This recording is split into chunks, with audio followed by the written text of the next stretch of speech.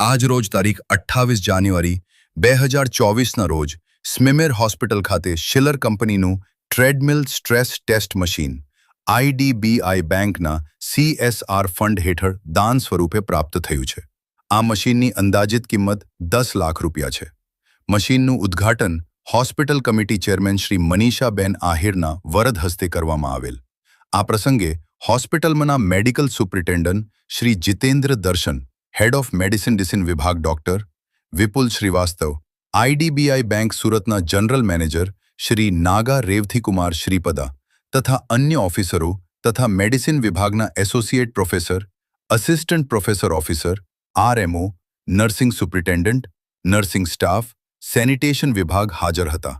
આ મશીન દ્વારા હૃદયની બીમારીઓ જેમ કે ઇસ્કીમિયા, હાર્ટ બ્લોક વગેરેનું સરળતાથી નિદાન થઈ શકે તથા જે હૃદય રોગના દર્દીઓ જેમ એન્જિયોપ્લાસ્ટી, સ્ટેન્ટ અથવા બાયપાસ કરેલ હોય તેના ફોલોઅપમાં આ ટેસ્ટ કરવામાં આવે છે.